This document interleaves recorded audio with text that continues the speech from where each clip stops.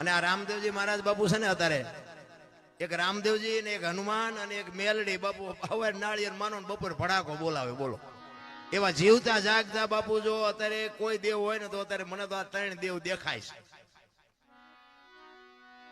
રામદેવજી મહારાજ આ વાણી મેં કીધું ને કે હરભુજી ને હૈયે હરખ અપાર ઘોડલા ચરંતા દીઠા રામા પીર ને આ ક્યારે બનેલું એની તમને થોડીક વાત કરું. હરભુજી રામદેવજી મહારાજના માસીએ ભાઈ થાય અને રામદેવજી બાપાને એમને મળવાનું વચન આપેલું કે હું તમને મળ્યા સિવાય જઈશ નહીં અને કુદરતને કરવું ને મળાણું નહીં અને આ જવાનો સમય થઈ ગયો. એટલે રામદેવજીએ વિચાર કર્યો કે મારે આને મળવાનું રહી જાય છે, મારે જવાનો સમય થઈ ગયો છે. એટલે એમને એમની યુક્તિ રચી અને એમના કુટુંબને ભેળું કર્યું. એ કે આમને હું જરાક જાણ કરી દઉં કે આ પાછળથી કાંઈ કરે નહીં. એટલે રામદેવજી પોતાના કુટુંબને ભેગા કરી અને વાત કરે છે કે ભાઈ મારો હવે સમય પૂરો થઈ ગયો છે અને મારી બધી તૈયારી કરો, પણ હું તમને એક ભલામણ કરું છું કે મારો દેહ જ્યારે શાંત થઈ જાય ને મારી સમાધિ થઈ ગયો પછી દુનિયા તમને ગમે કે પણ સમાધિની એપ ખોલવાની તમે વાત ન કરતા. કોઈ પણ તમને દુનિયા ગમે એ ભરમાવે પણ મારી સમાધિને તમે હલાવવાની કોઈ કોશિશ ન કરતા. એટલે બધા કુટુંબના કે કાંઈ વાંધો નહીં. હવે આ સમય પ્રમાણે રામદેવજી બાપુ સમાધિ થઈ ગયા. હવે આ વાત ઉડતી ઉડતી એમના માસીન દીકરા ભાઈ હરભુજીને કાને પડી અને હરભુજી આ વાતને માનતા નથી કે નહીં કોઈ દી બને જ નહીં. રામદેવજી મને વચન આપીને ગયો છે ને, એ તો સિદ્ધ પુરુષ છે, એ બોલેલું બીજું બોલે જ નહીં. મને કીધું છે હું તને મળ્યા સિવાય જઈશ નહીં, હું માનતો જ નથી, બને જ નહીં કોઈ દી. અરે કોકે કીધું પણ અમે ન્યા હતા, અમે મુઠ્ઠી માટી નાખી કે વાત બધી બરોબર, પણ હું એમ હા ન પાડું. હું ન્યા જાઉં અને ન્યા મને પાકું થાય ને પછી હું તમારી વાત હા પાડું, બાકી હું એમ હા ન પાડું. એ વાત ખોટી, કારણ કે રામદેવજીને હું ઓળખું છું. અને આ બહુ જયારે માણસો કહેવા મનાણા ને એટલે પછી હરભુજી ત્યાંથી ઘોડા ઉપર ચડી અને રણુજા આવવા માટે નીકળે છે. અને રણુજાના સીમાડે બાપુ રામદેવજી બાપા ના ઘોડા ચરે છે ને રામદેવજી બેઠા છે. અહીંયા બાપુ હરભુજી આ વાણી એટલે કે હરભુજી ને હૈયે હરખ અપાર ઘોડલા ચરંતા દીઠ્યા રામા પીરના. એમ નામ બાપુ જો ભજન બનતા હોત ને તો અત્યારે બુદ્ધિ તો આખ્યા ખટારા ભરા એટલી બધાય છે, એમ નો આવડે. અહીંયા બે જણા હરભુજી ને એમ થયું કે દુનિયા કેવી ગાંડી છે. આ રામદેવજી આ બેઠા છે મારા બેટા કે ખોટી આવી બધી વાતો કરે. રામદેવજી સમાધિ લઈ ગઈ, સમાધિ. આ રામદેવજી તો હાર્યા. એ ઘોડેથી ઉતરી અને બે ભાઈ બાપુ પહાડ ભેટે ને એમ બે ભેટ્યા અને હરભુજી કહે છે કે મેં તો આવી વાત સાંભળી. એટલે રામદેવજી વાતનો ગોળો ટોળો કરી નાખ્યો. ભાઈ આ તો જગત છે, ગમે બોલે શાંતિથી બેસને. આપણે ઘણા ટાઈમથી ભેગા નથી થયા. કહુંબો બનાય આપણે કહુંબો પીએ. એ બે જણા કહુંબો પીધો અને પછી રામદેવજી કહે છે હવે તમે ગામમાં જવું હોય તો જાઓ, મારે અત્યારે નથી આવવું. એ રતન કટોરો, ગેડીઓ, અમલની ડાબલી ને બધું જે કઈ સમાધિમાં મૂક્યું હતું ને, કારણ કે આ રામદેવજી બાપાની યુક્તિ હતી બધી. અમે ભક્તિ કરતા હોય અમારી પરજા તો મારો નાસ્ત્રાજ વ્યવહિત કરે ને કે આ બીજા કરી જાય ને અમારી રહી જાય. આ રામદેવજી બાપાનો આવડો મોટો ઇતિહાસ છે. આખ્યાન તો તમે બધા જોતા હશો. આખ્યાનમાં બાપુ રામદેવજી બાપાના પરચા હશે, બધા બતાવે. અજમલ રાજાજી બધું સારું કામ કર્યું, બાળીનાથ બાપુએ બધું સારું કામ કર્યું, પણ એ આખ્યાનમાં બાપુ નેતલદેવનો ઇતિહાસ કેટલો છે. મારા ધારવા પ્રમાણે કઈ લાંબુ માઇલ પણ નેતલદેવ નું કઈ છે નહીં. હવે રામદેવજી નું અડધું અંગ બાપુ ડાલીબાઈ કરી ગયા, નેતલદેવ રહી ગયા. અને આ બાપુ આપણું કાલ હવારની વાત પીપળી સવારામ બાપા ધર્મનો વાવટો ફરકે કોક દી આંટો મારજો ખબર પડે. જમનામાં રહી ગયા, જબુમાં કરી ગયા બાપુ. આપડા રહી જાય. હા, અમે તો રાડ્યું પાડી છે ને એમ કહે છે કે અમારી પ્રજા ભજન ન કરે કઈ પણ અવાડા ડાટા ન કાઢે એવી તો તું હમી કા રાખજે. ભજન જો બાપુ એમ બધાને ઉતરી જતું હોત ને અને આ જો બુદ્ધિ એમ મળી જતી હોત ને તો પૈસા વાળા છોકરા ઉભા વાહડા જેવા ગામમાં રખડે 40 વર્ષના. ત્યાં આપણે એમ ગામને કેટલા દીકરા છે કે આના લગ્ન જ નથી થયા, દીકરી જ નથી દેતું કોઈ. શું આ બુદ્ધિ કરવાની, શું આ પૈસા કરવાના? એટલે ઈ અરભુજી અને બે જણાને ઈ રતન કટોરો અમલની ડાબલી ગેડીઓ રામદેવજી બાપા અજમલ રાજા માફ કરજો અરભુજીને આપે છે અને ઈ ઘોડા ઉપર બેહી અને ગામમાં આવે અને ગામમાં આવ્યો ને આખો શોકગ્રસ્ત ડાયરો બાપુ સોરે બેઠો છે અને બધા વિચાર કરે કે ભાઈ ગયો ના ઘોડા ઉપર બેહીને આવે અને શરમ નહીં આવતી હોય. અરભુજી બાપુ બગાડ ધાટ કરતો ઘોડો આવતો તો બજારમાં ની ચોરે આવીને ઉભો રહ્યો અને કીધું શું આ બધા બેઠા છો? એટલે બધા કે છે ભલામણા રામદેવજી બાપા સમાધિ થઈ ગયા 3 દી થયા. અરભુજી દાંત મીડા કાઢવા ઈ કે પણ રામદેવજી મને અત્યારે સીમાડે મળ્યા કે તમે કયો છો સમાધિ લઈ લીધી. ઈ કે શું આ ગામ આખું ગાંડું તું એક હાથો? ઈ કે પણ આ જો રતન કટોરો ના અમલની ડાબલી ના બધું મને અત્યારે રામદેવજી આપ્યું અને બાપુ શંકા જાગી આમને. આપણે સમાધિ દઈને આવ્યા ને પછી કે માસુ મારી નીકળી ગયેલા હાલો ખોદવી. આપણા જ આપણું લોહી પી ગયા છે. આખી દુનિયામાં બાપુ ઇતિહાસ ખોલવા ખોલજો.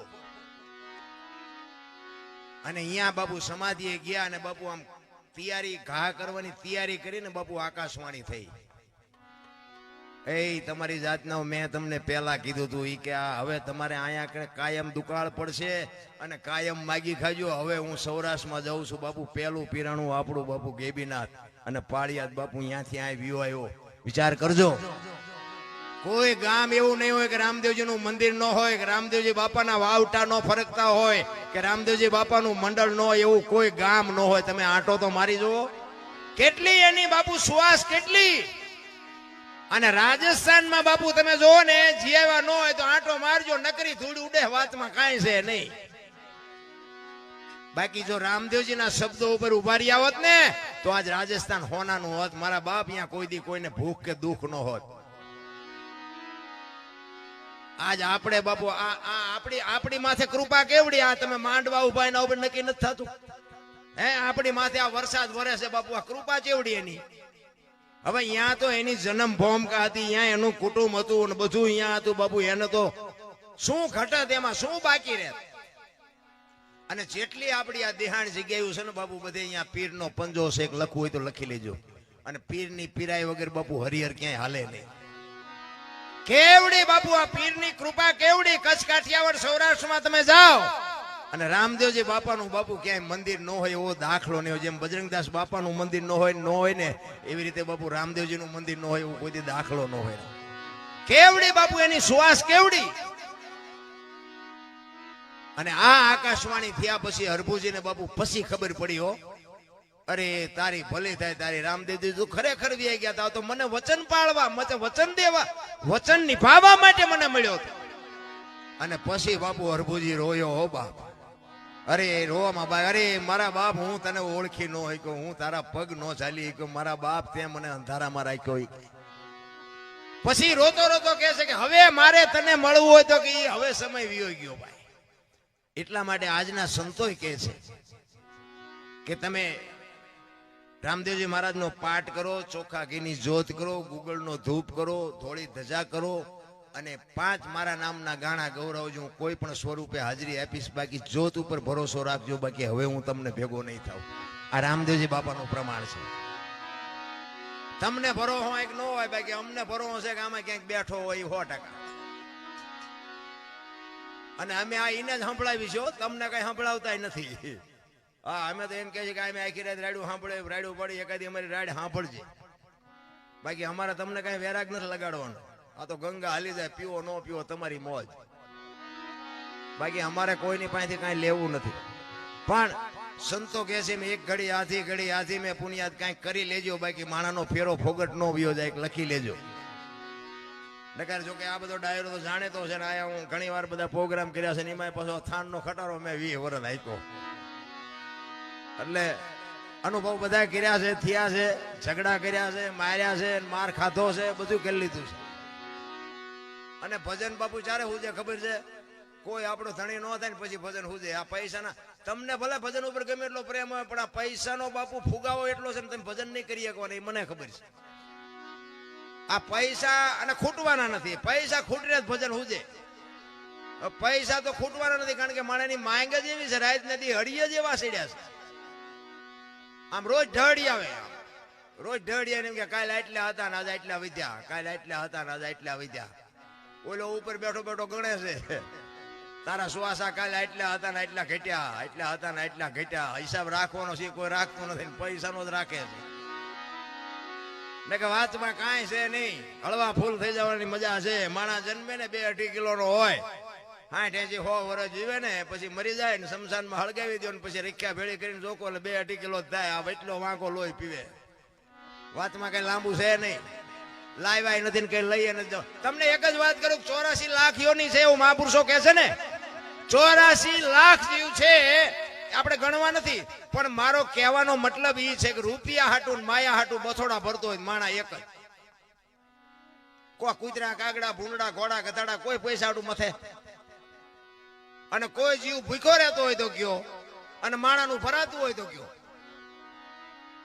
આ કૂતરા બજારમાં ઉતાવે ને હું તો આમ ચારેક નીકળું ને આમ કૂતરા ઉતાવે ને તો મને ચારેક એને આમ જોઉં ને તો મને એમ થાય મારા દીકરા વાળું પાણી કરીને ઉતાવે ને ઘસઘસા. આમને કાંઈ ઉપાધિ છે, ધાબુ ભરવું છે ને છોકરો પરણાવો છે ને ચૂંટણી લડવી છે ને કાંઈ લોહી ઉકાળા છે. મેં કે આપણા જેવું જ છે ને, એનું જીવન તો એનું એવું જ છે ને. ખોરાક જોવે છે, પાણી જોવે છે, હવા જોવે છે, આપણી જેમ બચ્ચા પેદા કરે છે, સંડાસ પાણી, આ તે તમારા ને મારા જે જીવન આરે જે જરૂરી છે એ બધું એને છે. પણ બાપુ કોઈ જીવ જો ભૂખ્યો રહેતો હોય તો મને બતાવો. કીડીને કણ, હાથીને મને 1000 હાથ વાળો દે છે ને, આપણને ભરોસો નથી. ને કે તમારો મારો બાપુ માના ઉદરમાં હજી જન્મ ન થયો હોય ને, જન્મ થયા પહેલા બાપુ બધીએ ભગવાન વ્યવસ્થા કરીને જ બેઠો હોય છે. દૂધની વ્યવસ્થા હોય, તમારી પથારીની વ્યવસ્થા હોય, તમારું લાલન પાલન કરવા વાળી હોય, નવરાવા ધોરાવા વાળી હોય. અને ગમે એટલું જીવો ને પછી મરી જાવ ને, લાકડા તૈયાર હોય ને ઉપાડનારા તૈયાર હોય ને દિવાળી મૂકનારા તૈયાર હોય ને ઘોંકા મારનારા તૈયાર હોય. હવે પહેલું ને છેલ્લું બે તૈયાર છે, વચલું નહીં તૈયાર કરી રાખ્યું હોય. પણ વચ્ચે થોડુંક શું થોડાક મોટા થાય ને થોડીક બુદ્ધિ આવે ને એટલે બુદ્ધિના ગાળિયા થયા. હું આમ કરી નાખું, હું આમ કરી નાખું, હું આમ કરી નાખું, એટલે પણ કઈ ન બને. ઘણા નથી કહેતા અમારે કોઈની જરૂર નથી. એટલે આ દુનિયામાં આવવા હાટું 2 વ્યક્તિની જરૂર પડે. અને આ દુનિયા છોડીને જાવ ને તેથી 4 વ્યક્તિની જરૂર પડે. આવીએ નથી હકાતું ને જઈએ નથી હકાતું. શું મારે જરૂર નથી સોટ્યા છો. અરે માણસનો અવતાર મળ્યો છે રામ. અને મને તો એમ થાય સતયુગ ને દ્વાપર ને ત્રેતા ને બધું જવા દો ને બધા કહે છે કળિયુગ છે. અત્યારે શું ઘટે છે, શું અત્યારે ઘટે છે? હું એ મને કયો તો વાહન, મકાન, રૂપિયા, લોટા હવામાં ઉડે, વગર દોડે, વાતું થાય, હિલોળા કરે એવું નથી. પણ તોય રોવે છે, જ્યાં જાવ ત્યાં બધા રોવે છે. આપણે એમ ખરા અમને જોવે છે શું એ નથી ખબર પડતી. એક પાસે જાઓ તો કે ધાબુ ભરવું છૂટા નથી ને, બીજા પાસે જાઓ કે ડોબું વિયાણું દોવા નથી દેતું, બીજા પાસે જાઓ કે છોકરાને બહુ તેડી ગયા વેવાય મોકલતા નથી, બીજા પાસે જાઓ તો કે છોકરાને પોલીસ વાળા લઈ ગયા જામીન ચડતા નથી. આપણે ક્યાં રોવું? આખી દુનિયા રોવે જ છે. ઈશ્વર મારે મેળવવો છે એના માટે બાપુ નરસિંહ રોવે, મીરા રોવે, જેઠીરામ રોવે, દાસી જીવન રોવે. મારા બાપ તે માણા બનાવીને આ દુનિયામાં અમને મોકલ્યા અને તું અમને જો ભેટો ન થાય તો અમારો અવતાર ફોગટ ગયો જાય. બાપુ કોણ રોવે છે? કોઈ રોતું નથી રામ. અત્યારે આપડા બધા ભક્તિઓ કરીને માંડવા નાખવી શું કામ નાખવી? મારા જેવું હાસું કોઈ નહીં કે આ શેલી ઘડી સુધારવા, બાકી વેરાક બેરાક કઈ નથી ફાટી ગયો. ઓલા ભાઠા પડેલા કોક ને ભાળવી ને આપણે એમ થાય કે આવો વારો ન આવે તી હાટું આ માંડવા નાખે બધું. હા બધું વિચારવા જેવું છે. બાકી ઠેક સુધી બાપુ એક રંગાનો ઉજળા, જેના હાડમાં હલકી ન હોય વાત એને દુનિયા માને. સમય આવે ને વળી જવાય. આ વળી નથી શકતા ને ત્યાં ખાડમાં જઈને પડે. અમે હુરાભાઈ ને અમે અત્યારે જ ગાડીમાં બેઠા બેઠા વાત કરતા હતા. મેં કીધું આ હમણાં કઈક ઓલું ચેકિન બેકિન કઈક આવ્યું ને બધું ઢીબી નાખ્યું. બધા કે ખાડા બુરવા માંડ્યા ને વાહન લઈ ગયા ને આમ કર્યું ને તેમ કર્યું. પણ મેં કીધું આ હું 81-82 ની સાલમાં અહીંયા આવ્યો ને, હું ગાડીમાં અહીંયા આવ્યો ને તારે મેં કીધું હારું પગમાં જોડું નહોતું કોઈને. અને બધા જાણતા હશો તમે કે આ વાત કરું છું ને તમને ખબર છે એવું નથી. તેથી કેવી પરિસ્થિતિ આ પંચાળની હતી. અત્યારે 4 વ્હીલું લઈ લઈને ફરે છે તોય બાપુ પાસા જ નથી. હજી ઢળી લઉં લ્યો ઢળી લ્યો. સંતોષ જેવી ચીજ નથી. આપણા ગઢાએ હોની નોટ નહોતી ભાળી પણ બાપુ એમના કાળજા કેવા હતા. એક રોટલાનો લોટ હોય અને માગણ આવે અને ઈ રોટલો બાપુ એને દઈ દે. કાલ આપણે એક દી ભૂખ્યા રહી શું ફેર પડે? આને બિચારાને કોણ રોટલો દે?